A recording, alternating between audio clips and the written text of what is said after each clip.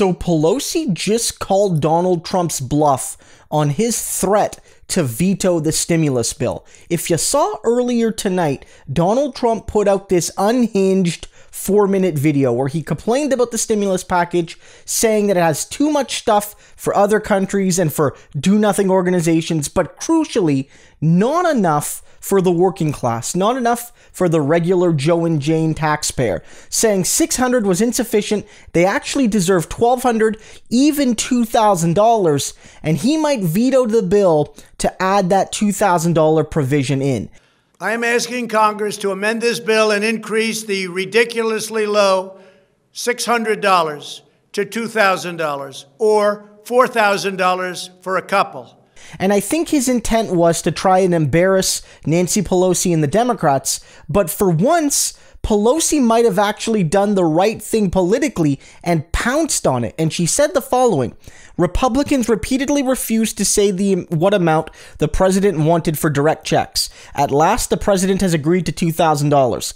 Democrats are ready to bring this to the floor. This week, by unanimous consent, let's do it. That's good politics. You now have the Republican president, who is immensely popular with Republican voters, saying $2,000 checks. Let's get it done. Nearly 3.5 times, 4 times the amount what people are getting right now. Let's do it. Next week, unanimous consent, we can get it done. And this forces now Mitch McConnell and the Republicans to actually say no to this thing.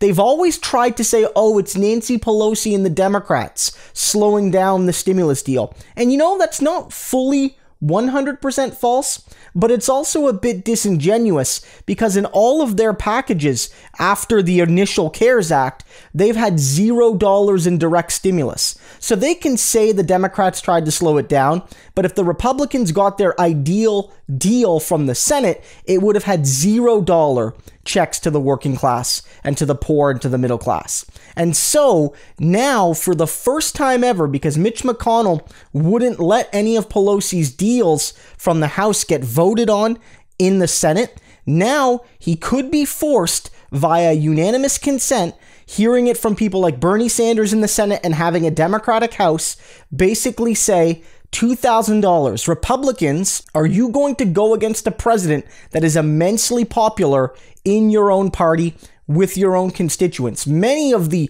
core Trump base, of course, being relatively low-income people. They're not necessarily always poor, but they're not necessarily Mitt Romney-type Republicans either. And so this is an interesting moment. What's Mitch McConnell going to do? He doesn't want to actually give that much money to the working class, but he fears being seen as anti-Trump, and also he fears the ramifications in those 2 Georgia runoffs in early January. Look, I'm not going to give Trump a whole bunch of credit here. This was another attempt for him to try and basically say, I'm still going to be president, after, January, and that, everything's rigged against me, and I hate foreign countries. And earlier today, the Trump White House on, news and on social media was saying this was a good deal. So Trump is clearly unhinged. But Nancy Pelosi, my goodness, for once in her life, actually might have done something politically smart that helps working people. If they get more money out of this, look, I hate praising Pelosi, but I will say, I'll be the first person to say that she deserves credit.